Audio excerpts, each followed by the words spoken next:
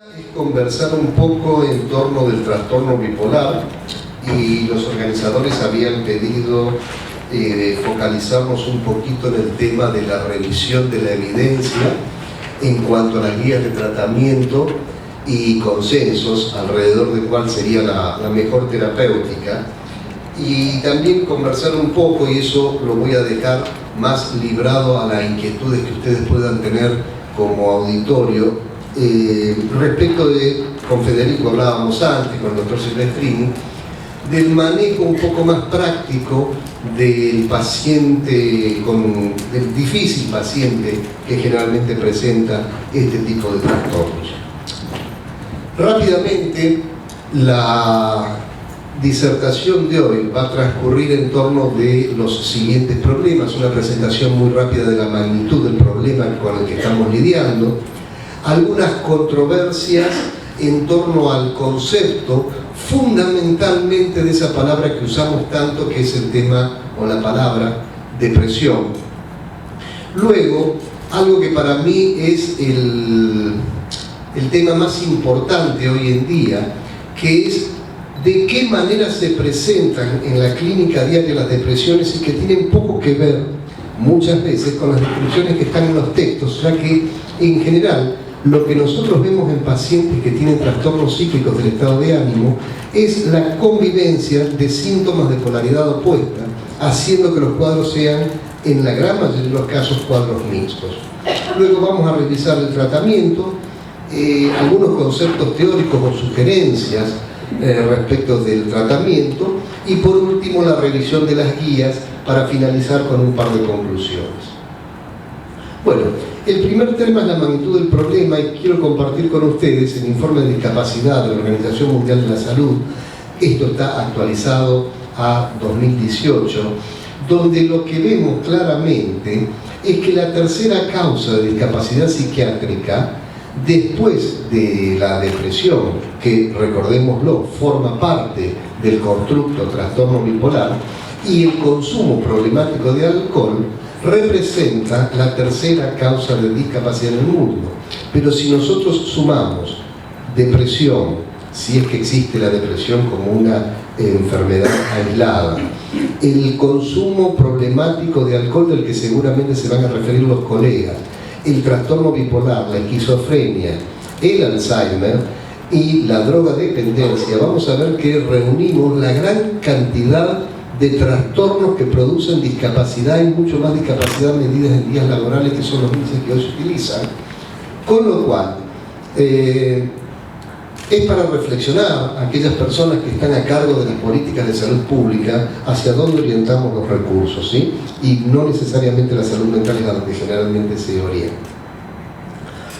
Respecto a los conceptos de depresión y las controversias conceptuales, en términos generales, siempre cito este concepto de Kraepelin respecto de su trabajo en la psicopatología de 1890, donde él decía que la descripción de la melancolía es idéntica a la de las depresiones circulares, y no cabe duda que las mejores descripciones de la melancolía se derivan de la observación de casos circulares. Es decir, lo que él nos estaba diciendo en ese momento es que no encontraba ninguna diferencia del tipo de la naturaleza del trastorno entre aquellos fenómenos que eran circulares porque evolucionaban en torno a dos polaridades, de aquellos trastornos en donde simplemente el foco o el episodio era de tipo depresivo. Entonces, un poco a manera de resumen histórico, podemos plantear que desde Weygand y Kraepelin se produjo una concepción de los trastornos cíclicos del estado de ánimo que tenía que ver fundamentalmente con la conceptualización de tres variables, y que son tres variables que habitualmente no son demasiado tenidas en cuenta. Ellos fundamentaban que el trastorno bipolar era un trastorno que se daba en el área de la afectividad, que es donde generalmente, o del humor, más allá de las discusiones si esto se puede usar como sinónimo la palabra humor y la palabra afectividad, pero también en cuanto al curso del pensamiento y en cuanto a la actividad y la voluntad. Y fíjense que no siempre reparamos en estas tres dimensiones y que muchas veces nos detenemos solamente en el tema del estado de ánimo del paciente. Y muchas veces el estado de ánimo puede estar mucho menos alterado o influido por las variables de ciclación que el pensamiento o la actividad voluntaria. De hecho, ya lo vamos a ver después, o si no se los adelanto ahora, el DSM-5 y lo que aparentemente ya está trabajando, o sea, ya se abrió, el mes pasado se abrieron los trabajos para empezar a presentar opiniones respecto de lo que sería el DSM-5 edición revisada, están incluyendo los síntomas que tienen que ver con el aumento de la actividad y la energía como síntomas predominantes a ser tenido en cuenta en los cuadros afectivos. Ahora, fíjense que de los tres, de la afectividad, el pensamiento y la actividad, el más fácil de mensurar es la actividad, porque es el más objetivable y no es el que le prestamos más atención. Generalmente nos centramos en pensar al paciente y en preguntarle y en interrogarlo cómo está su estado de ánimo. Lo cierto es que en función de estos tres ejes, Kraepelin conceptualiza la Manic Depressive Illness, que tiene un criterio francamente dimensional. Y permítanme manejarme con un poco de confianza, creo que todos nos conocemos. Todo se pudre a partir de 1980 con el DSM-3, mucho antes de lo que muchos de ustedes a lo mejor llegaron a esta disciplina, pero yo lo conocí, yo era residente cuando estaba el DSM-3 en la actualidad, que es donde se produce la primera gran separación entre desorden depresivo mayor versus trastornos bipolares, y donde se fija, en función de la necesidad de estandarización con la que nace ese texto, un criterio absolutamente categórico. A partir de allí, entonces, es que empezamos a tener problemas. Problemas como dos concepciones, que en realidad las podemos reflejar históricamente en la posición filosófica conceptual que tenían algunos autores que son de alguna manera mojones en la historia del pensamiento médico. Pensar esto como diferentes enfermedades, de ese lado, en ese equipo, podemos señalar los escritos de Hipócrates, de Pinel, de Quilón, obviamente de Leonard, Perris, Winocourt, Joffé. Y pensado como una misma enfermedad, allí están desde Arateo, Falret, Balaguer, Kraepelin, Akiscal, Goodwin y Jamison, y Jules Sanz, que es tal vez uno de los epidemiólogos y de las personas en vida que más está trabajando en esto. Lo cierto es que nosotros llegamos a 2014, que es la fecha de publicación del DSM-5, y encontramos que el concepto de bipolar 2 sigue siendo un concepto de muy baja fiabilidad diagnóstica. Es decir, el CAPA, el acuerdo entre observadores independientes en torno de la homogeneidad del criterio, es bajísima. ¿Sí? Este es un trabajo muy interesante que presentó Friedman en 2013, a poco de salir el DSM-5. Fíjense cómo de alguna manera el trastorno bipolar 1, que requiere para su diagnóstico un episodio de manía, tiene mucho más fiabilidad diagnóstica, porque ahí pareciera ser que podemos ponernos más de acuerdo entre los observadores. Pero cuando ya se trata de depresiones recurrentes con al menos un episodio de hipomanía, que es el concepto de bipolar 2, la fiabilidad diagnóstica es bajísima. Muy bien. Hay un texto muy interesante que también se publicó en 2008 de Gordon Parker, y lo publicaron en la Bipolar Disorder, donde los autores proponen que en lugar de proponer una distinción categórica, una forma de zafar de esto entre el diagnóstico de depresión bipolar y el trastorno depresivo mayor, lo que ellos recomendaban era utilizar un enfoque probabilístico, es decir, qué probabilidades tenía un paciente, de acuerdo a la carga sintomática, tener un devenir de tipo circular, o la aparición de episodios hipomaníacos o maníacos, o que solamente quedaran episodios depresivos. A este respecto hay un cuadro interesante respecto del enfoque probabilístico, que está realizado por Stahl y es bastante actual, y divide en tres categorías: la categoría sintomática, la categoría de historia del tratamiento y, por supuesto, la historia clínica del paciente, que debe incluir los antecedentes heredofamiliares. de acuerdo como estos oscilen, no los vamos a detener uno por uno, es más probable que sea unipolar o es más probable que tenga un desarrollo de tipo bipolar. En 2017, el doctor Gustavo Vázquez, compañero de ruta en la Asociación de Trastornos del Humor, que actualmente está trabajando en la Queen's University en Canadá y creo que todos ustedes conocen, publica un trabajo junto con Tondo y Baldessarini, y que publican en el Journal of Affective Disorder, que es una metaanálisis de 17 informes de 13 regiones mundiales que involucra la revisión de los datos de 19.198 pacientes. Es un N muy grande, ¿sí? Y lo que ellos buscan es la prevalencia de al menos 3 síntomas de polaridad opuesta, y lo encuentran en un 28% de los pacientes revisados. Esto difiere significativamente entre los pacientes que tenían diagnóstico de depresión o de depresión en el contexto del trastorno bipolar. Esas oscilaciones iban del 35.2% y en el caso de 23.8% en el caso que el paciente tenía solamente diagnóstico de depresión. Pero el dato significativo es que al menos alrededor de un 30% de los pacientes tenían sintomatología de la polaridad opuesta, es decir, reunían criterios para lo que hoy llamaríamos especificador mixto. En este trabajo de McIntyre, revisa los trabajos de Friedrich de 2011 y él pone en evidencia, y esto es un trabajo espejo, un trabajo que ya se había realizado en 2007, que si en realidad tuviéramos la posibilidad de seguir durante un tiempo suficiente a los pacientes, veríamos que al menos un 25% de los pacientes inicialmente diagnosticados como desorden depresivo mayor presentan algún episodio hipomaníaco o maníaco en el curso de 10 años, ¿sí? 1560, más o menos son 54 semanas, es un seguimiento a los 10 años, ¿sí? Y el tiempo para presentar cualquier tipo de episodio de descompensación alcanza el 25% de la muestra. Eso es muy importante. Y en el gráfico siguiente lo que demuestra es que si el paciente tenía de entrada al diagnóstico por lo menos 3 síntomas de polaridad opuesta, la descompensación a una evolución circular es mucho más prematura y mucho más masiva en el grupo que se examinó.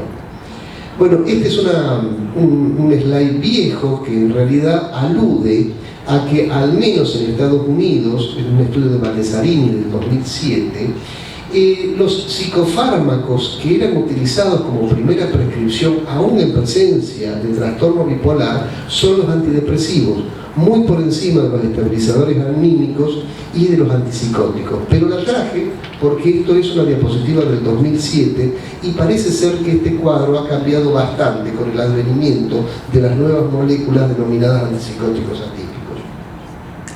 Lo interesante es que todavía, y este es un estudio publicado el año pasado, el uso de antidepresivos en depresión bipolar sigue siendo controversial. Hay ciertos acuerdos que nunca deberían ser utilizados en solitario, nunca deberían ser utilizados en monoterapia, aún en presencia de un cuadro clínico de tipo depresivo, pero aún siguen siendo una controversia muy importante a pesar de toda la evidencia que hay al respecto. Bueno, y este es un dato clásico, todos ustedes deben conocer el estudio STAR-D, que es de seguimiento de pacientes con depresión por 3 pasos. Si no responden, se les va cambiando el tratamiento y aumentando otro tipo de medicación. Es el estudio que dio prácticamente forma al concepto de depresión resistente al tratamiento, y allí lo que Goldberg y el resto de los autores demostraron es que si se les da un tiempo suficientemente prolongado a los pacientes, es lo mismo en cuanto a la recuperación que tomen antidepresivos que no tomen antidepresivos si están medicados con un estabilizador anímico, ¿sí? Esto habla un poco sobre la necesidad de ser muy cautos a la hora de proponer antidepresivos a pacientes de tipo bipolares. Esto que les mostraba antes, si bien es un estudio mucho más chico, es un estudio web que realizó Vieta y lo publicó en el año 2014, respecto a la utilización de los fármacos en estos países. El problema es que no incluye Estados Unidos, tampoco incluyó a Argentina, fueron solamente Brasil, Colombia, los participantes de Sudamérica y algunos países de Europa, y ellos así encontraron que en estos países donde se realizó el estudio, el fármaco más prescriptos eran los antipsicóticos atípicos, como de alguna manera va habiendo un cambio en el paradigma de tratamiento. Muy rápidamente, desde ese mismo estudio, 2 metaanálisis respecto de la utilidad de los antipsicóticos de segunda generación en síntomas maníacos, y vemos, ustedes saben, metaanálisis, todo lo que está hacia la izquierda a favor de la rama activa, todo lo que está hacia la derecha es a favor del placebo, y todos los estudios en general muestran que son superiores a placebo en manía. Lo mismo para depresión, los antipsicóticos son mejores que placebo, incluso en depresiones con síntomas mixtos, pero los mismos autores señalan que el problemita de este metaanálisis es que hay muy pocos estudios para considerar. Muy bien, vamos ahora a señalar muy rápidamente, antes de entrar en el tema del tratamiento, lo que para mí es la novedad más importante que anda circulando por la literatura en estos días y a la que hay que prestarle mucha atención, porque desde 2014, que se publicó DSM-5, ya han pasado 5 años, todos estamos aprendiendo a movernos con el concepto de trastorno bipolar con especificador mixto. Pero resulta que una de las novedades que trae DSM-5 es que permite clasificar dentro del diagnóstico de depresión, hacer la categoría de especificador mixto. Es decir, tenemos la posibilidad de hacer diagnóstico de episodio depresivo mayor, con paréntesis, supuestamente monopolar, con características mixtas. Y la pregunta es, ¿y eso qué diferencia tiene con el trastorno bipolar? Bueno, tiene una diferencia en la cantidad de veces que ocurre y en la cantidad de síntomas subumbrales que yo tengo que encontrar. Pero cada vez más se está poniendo énfasis, y a mí me parece que esto viene detrás de la clínica, es decir, que primero lo vemos en la clínica y después lo estamos conceptualizando en los textos, en que los cuadros del humor, los cuadros afectivos, siempre son mixturados, no hay cuadros limpios. Yo voy a aludir a experiencia, cosa que no está de moda en la medicina donde hay que hablar de evidencia, pero tengo 31, 32 años en el hospital público donde hay urgencia y demás, y yo nunca más vi los cuadros clínicos de manía que veía cuando yo era residente. No se ven más. Primero porque me parece que la manía más o menos todos sabemos diagnosticarla y más o menos sabemos tratarla. Un poco mejor, un poco peor, habrá criterios, habrá evidencia. Eso no se ve más. El paciente francamente maníaco que deambula, que rompe, que tiene conductas disruptivas, pero tampoco vemos la depresión melancólica inhibida. Lo que vemos son siempre pacientes que tienen algún nivel de agitación, algún nivel de los síntomas del rango de la manía entremezclados en los síntomas depresivos predominantes, ¿sí? Sean bipolares o sean supuestamente monopolares. Entonces, insisto, me parece que una de las cosas que viene es el tema de la supuesta depresión monopolar y los síntomas mixtos al respecto. En ese contexto no hay demasiada literatura, pero hay alguna literatura específica. Una es esto, que son de los primeros estudios en 2016 de la prevalencia y los correlatos en estudios naturalísticos de concepto de depresión mixta, pero ya dentro de lo que sería un trastorno bipolar. Esto se publicó en el American Journal of Psychiatry y lo firma Robert Post, que no es precisamente una persona que no sepa de estas cosas, y ellos concluyen que en pacientes ambulatorios con trastorno bipolar durante depresión se observaron frecuentemente síntomas hipomaníacos concurrentes, especialmente en mujeres, y que los criterios diagnósticos de DSM-5 no tienen suficiente sensibilidad para detectar estos cuadros de depresión mixta. En el 2016, también ese año, se publica un estudio fundacional dentro de este tema, que es el estudio de Tricia Subs y Loewe sobre lurasidone para el tratamiento del episodio depresivo mayor con características mixtas, ¿sí? Y este estudio fue muy importante porque fue el primero en arrojar evidencia clínica. Hay muy pocas drogas que tengan evidencia clínica en depresión con características mixtas. Lurasidona se tomó el trabajo de hacer este estudio para demostrar claramente, y hay un trabajo de McIntyre donde lo analiza muy bien, que es el que está señalado aquí arriba. Analiza el estudio de Tricia Subs, donde prueban claramente la ventaja de lurasidona sobre placebo en pacientes depresivos con síntomas mixtos. Y destaca la importancia de destacar características mixtas en pacientes que inicialmente tendrían el diagnóstico de depresión, y es hasta acá uno de los pocos trabajos sobre una molécula específica que arroje evidencia en este contexto. Ese estudio fue tan importante, tuvo tal impact factor, que hay dos análisis post-hoc que se llaman, dos análisis de los resultados. Uno fue realizado por el mismo Loewe, que era sobre este mismo estudio ver en los síntomas mixtos cuáles de esos síntomas correspondían a ansiedad, ¿sí? Y lo que los autores aquí concluyen es que en depresión con síntomas mixtos, lurasidona mejoraba tanto los síntomas del espectro depresivo cuanto los síntomas del espectro ansioso. Y insisto, no es un detalle menor porque esos dos chicos siempre juegan juntos. Y después hubo un segundo análisis, que este ya sí lo realizó McIntyre, y encuentra que en pacientes con depresión bipolar con características mixtas, la lurasidona era absolutamente efectiva sin aumentar el riesgo de manía emergente del tratamiento en ninguno de los grupos analizados, ¿sí? Entonces, era una molécula que permitía trabajar sobre el episodio depresivo sin que propiciara el riesgo de ciclado de switcheo a episodio manía. Y él señala allí como dos moléculas, azenapina y lurasidona, ¿sí?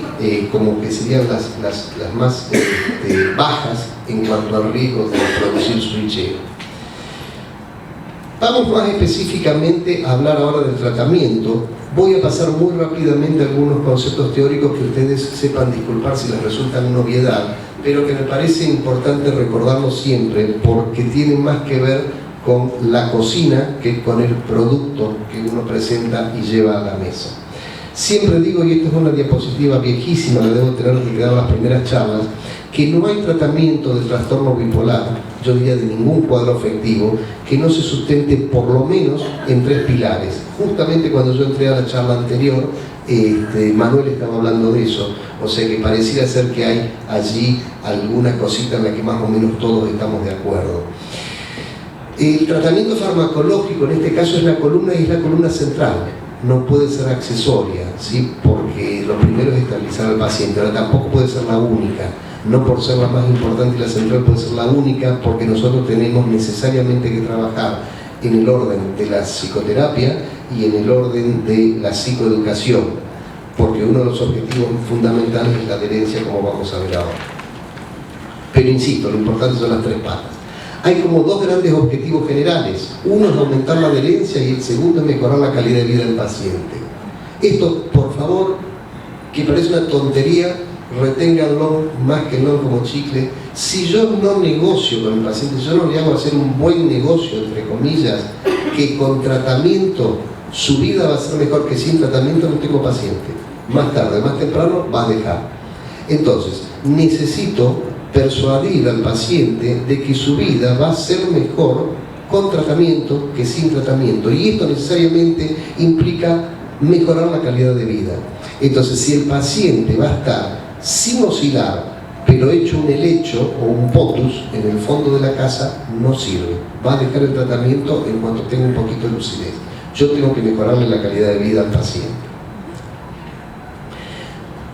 Lo único que siempre le puedo afirmar y asegurar a un paciente, que como desde Hipócrates nosotros no podemos dar garantías de tratamiento, no podemos decir sí, esto va a funcionar, por más que tengamos toda la evidencia. Lo único que yo le digo a un paciente que le puedo firmar en blanco, que tenga un predictor de mal pronóstico, uno y solo uno, no realizar tratamiento, ¿sí? No hacer tratamiento es un predictor directo de mal pronóstico respecto de la evolución clínica de ese paciente. Como principios generales, se mueven las diapositivas, ¿sí? Todavía no he logrado que no se me muevan cuando las paso de un pendrive a una máquina y viceversa. Como meta final es estabilización a largo plazo. ¿Qué quiere decir esto? Que yo no tengo que pensar en sacar al paciente del cuadro clínico en el que está, tengo que pensar en estabilizarlo, y eso es muy diferente a sacarlo del cuadro clínico en el que está. Entonces, de entrada, tengo que tener cuidado con las condiciones que elijo para el tratamiento agudo, ¿sí? Si el paciente verdaderamente es un trastorno bipolar 1, tiene una predominancia en la polaridad de tipo depresiva y ahora está en un cuadro maníaco, yo sé que si le doy, por ejemplo, haloperidol, el paciente le voy a controlar la manía, pero necesariamente lo estoy empujando a un episodio depresivo posterior. Entonces, no solamente pensar en el episodio actual, sino pensar en el mediano y largo plazo como estabilización. Bueno, incluir un familiar en la evaluación inicial es absolutamente, siempre es importante, acá es imprescindible. Necesitamos y recomendamos fuertemente monitorear el curso de la enfermedad con un gráfico de vida. ¿Por qué? Porque los pacientes muchas veces no registran subjetivamente los episodios de tipo hipomaníacos y tienen muy corridos el fiel de la balanza. Los pacientes piensan que en condiciones que un observador independiente profesional pensaría que es una hipomanía, para ellos eso es la normalidad. Entonces dicen, no, yo cuando estaba bien, y eso en realidad no estaba bien, estaba en un cuadro de hipomanía. Ese fiel, esa especie de tara que le falta a la balanza, que pesa siempre sin el plato puesto, todos creo que alguna vez hemos comprado comida en algún sitio de comida por kilo, ¿sí? A eso se refiere el fiel de la balanza corrido. Esto se ve mejor si lo podemos diagnosticar en un gráfico de vida. Y por supuesto, diagnosticar y tratar vigorosamente si hay abuso de sustancias que desde la evidencia suponemos que va a ser no menor a un 60%. Tratar los efectos adversos vigorosamente, ¿sí? No podemos decirle vaya a tal persona para que le trate el hipotiroidismo, vaya a un nutricionista. O sea, de entrada nosotros tenemos que ser los clínicos de esto. Habla siempre mi colega, amigo y hermano en la vida, el doctor Sefcovic, que habla siempre de comorbilidad de trastornos del humor, y él dice o tiene un concepto central que es: tenemos que ser los médicos de referencia, tenemos que ser los médicos de cabecera de nuestro paciente con trastorno bipolar. Respecto a la psicoterapia, focalizar en la adherencia, psicoeducación y lo que es muy importante, la integridad circadiana. Educar a un paciente respecto de la necesidad de tener ritmos biológicos estables, regulares, en cuanto fundamentalmente a las horas de dormir, a la hora de levantarse, a la hora de trabajar, ¿sí? Porque el paciente bipolar tiende a desordenar sus ritmos circadianos casi naturalmente. Y por supuesto, evaluar continuamente el riesgo de suicidio. Sabemos que estos pacientes tienen 10 veces aumentado el riesgo de suicidio. No perdamos de vista que 2/3 de la morbilidad van a ser en fase depresiva, ¿sí? Así que tenemos que tener siempre en mente la posibilidad de prevenir ese tipo de situaciones. En el tratamiento de mantenimiento, reducción de las recurrencias depresivas y que no implique un viraje de tipo hipomaníaco o maníaco, porque ahí estaríamos mejorando el cuadro pero empeorando la enfermedad. La efectividad óptima de un tratamiento está dada por una ecuación que tiene que ver con eficacia y adherencia. No nos sirve que un síntoma sea muy eficaz si no nos provoca adherencia al paciente. No, hay mucha evidencia y mucho consenso respecto de la eficacia, y perdón, no es personal, pero voy a poner de vuelta la misma molécula, respecto del haloperidol para el tratamiento del episodio maníaco. Es absolutamente eficaz, no lo duda nadie, está en todas las guías. Ahora, no es el que promueve mayor adherencia, ni por mucho menos. Tiene que ver con el aumento de peso, con la sedación y con el deterioro cognitivo. Insisto, si lo convertimos en un POTUS, al fondo de la sala, ese paciente no va a ser adherente. Muy bien, revisemos por último el tema de las guías de tratamiento. Lo primero que traje, y están puestas un poco en orden cronológica, es un texto de McIntyre respecto del tratamiento del trastorno bipolar, la depresión bipolar y los síntomas mixtos. Vamos a ir un poquito rápido con esto, porque estos son datos que todo el mundo más o menos conoce. McIntyre fue uno de los primeros que pone a lurasidona, elige un lugar absolutamente destacado en una dosis de 20 miligramos por día y que puede oscilar incluso hasta 120 miligramos por día, fundamentalmente para los episodios depresivos y depresivos con síntomas mixtos. En 2016 hay una guía muy interesante que es de la Asociación Británica de Psicofarmacología y en la cual participan Goodwin, Vieta, Kate Sander, Guedes, Grunz, toda gente que ustedes conocen, ¿sí? Y donde ellos incorporan aún antes que lo que vamos a presentar en última instancia, que es las guías más nuevas que tenemos, que son las de CanMat, lurasidona en depresión bipolar, porque ya la evidencia era bastante fuerte al respecto, ¿sí? Entonces ellos señalan que en el tratamiento de las diferentes fases, en el sumario, una de las cosas que traen como novedad es la cantidad de evidencia en torno a la efectividad de lurasidona en el episodio depresivo dentro del trastorno bipolar. Hay una tabla donde ellos comparan sus propias guías con las guías NICE, que son británicas también y que se habían publicado en 2014, y el agregado de la Asociación Británica de Psicofarmacología es precisamente la inclusión, de acuerdo a la evidencia a partir de los trabajos de Level que se publicaron en 2014, de lurasidona como tratamiento indicado, con aprobación indicada para el tratamiento de la depresión bipolar, ¿sí?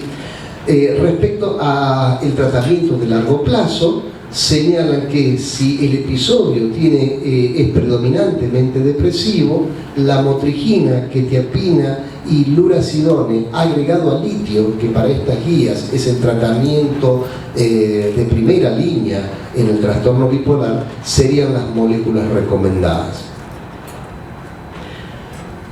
Hay un trabajo que publica Edward Vieta en Lancet, que a mí me gustó mucho porque es un resumen. Este trabajo es de 2017, es un trabajo muy lindo de concepto de lo que significa el trastorno bipolar, y ahí también en 2017 Vieta señala todos los agentes disponibles, su distinta utilidad, y el lugar nuevamente de la lurasidona tendría que ver con la posibilidad del tratamiento de depresión con márgenes muy interesantes en cuanto a la seguridad, y él señala como una de las ventajas fundamentales que es una de las pocas moléculas, no es la única, pero es una de las pocas moléculas en las cuales uno vería una ausencia de efectos anticolinérgicos, lo cual, insisto, a la hora de la adherencia no es un tema menor. Bueno, y ya en 2018, y con esto vamos terminando, se presentó tal vez el trabajo de mayor sistematización, ¿sí? Que son las guías CanMat, ¿sí? De la Canadian Network for Mood and Anxiety Treatment, en donde trabaja y trabajó como autor nuestro amigo y colega Gustavo Vázquez, y él acaba de publicar la versión española, que está disponible, la van a encontrar en cualquier sitio. Si alguno, todos podemos tener alguna dificultad a lo mejor para manejarnos con algunas palabras que en inglés, ya se encuentra disponible desde hace un mes y pico, la versión española de CanMat realizada por Vázquez. Bueno, allí ellos señalan en una tabla muy interesante, en las primeras, factores de riesgo para adherencia parcial o falta de adherencia a la medicación, y dentro de lo que es características de la enfermedad señalan la necesidad de hacer un diagnóstico y de descartar la existencia de episodios mixtos. Y luego presentan una serie de tablas de valoraciones. Esta es tal vez la más interesante respecto de depresión, donde tiene respecto del CANMAT anterior, que es de 2014, el agregado de lurasidona como un agente de primera línea de tratamiento para el episodio depresivo. Pero lo que es más interesante aún es esta segunda parte del gráfico, que creo que está aumentado en esto, que son las consideraciones respecto de seguridad y tolerancia, ¿sí? Porque resulta ser que no es la única molécula que uno podría elegir desde la efectividad. Esta tiene buena evidencia de efectividad, pero no es la única. Pero lo que es muy interesante es el perfil de seguridad que tienen. Fíjense en que en cuanto a problemas agudos o en el mantenimiento, hay muy poca evidencia de este tipo de problemas. Es decir, tenemos una molécula con evidencia para el tratamiento del episodio depresivo con un perfil de tolerancia y de seguridad realmente que lo pone un escalón por arriba de otras moléculas que puedan tener la misma indicación y la misma utilidad, como sin duda puede ser quetiapina, que tal vez es la que mayor evidencia reúne en este tipo de cuestiones. Y para el tratamiento de mantenimiento está en segunda línea, porque todavía no están publicados los trabajos de mantenimiento al respecto, pero estamos diciendo que contamos con una molécula con la cual uno puede arrancar en el episodio y seguir utilizando la misma molécula porque tiene evidencia durante el mantenimiento. Hay un sumario de las nuevas recomendaciones que pone el ANMAT, donde dice que las nuevas novedades son haber puesto asenapina en primera línea, lipiprazol intramuscular, que ellos lo señalan casi como la medicación de elección para el control de la agitación. Creo que no lo tenemos aquí, ¿no es cierto? Olanzapina y risperidona fueron movidos a la segunda línea de tratamiento. Yo me acuerdo con eso desde la práctica clínica, sobre todo en el caso de la risperidona, y lurasidona segunda línea en el tratamiento de mantenimiento, pero con particular énfasis para prevenir la depresión. Muy bien, conclusiones. A lo largo de esto hemos tratado de fundamentar las dificultades que tenemos en el diagnóstico del trastorno bipolar, sobre todo a partir de que las características mixtas son cada vez más frecuentes, y podríamos darnos un tiempo para discutir por qué son cada vez más frecuentes, pero eso creo que es claramente una realidad, ¿sí? En el trastorno bipolar el diagnóstico sigue siendo difícil, la comorbilidad muy frecuente y las características mixtas casi siempre presentes. Para mejorar el diagnóstico y tratamiento, priorizar el conocimiento de la personalidad y el temperamento del paciente. Esto es algo a lo que hoy no me he referido, pero a veces tengo una exposición completa al respecto. Mira qué bien que llegué justo. No hay escalas ni métodos estandarizados seguros, ¿sí? Esto de le voy a hacer esta pruebita en la sala de espera y me va a dar el diagnóstico del paciente, no. Hasta acá seguimos necesitando de un insumo que es lo más escaso y es tiempo disponible. Los estabilizadores y los antipsicóticos atípicos están hoy en el centro del tratamiento. Como decíamos antes, la presentación clínica habitualmente es mixta y el foco que pusimos hoy en depresión bipolar, lurasidona es una de las pocas moléculas que tiene evidencia e indicación aprobada para el tratamiento de episodio depresivo y lo que es aún mucho más importante en depresión con características mixtas, que es con lo que frecuentemente vamos a tener que lidiar. Bueno, eso es todo. Vamos a abrir, si querés, el espacio para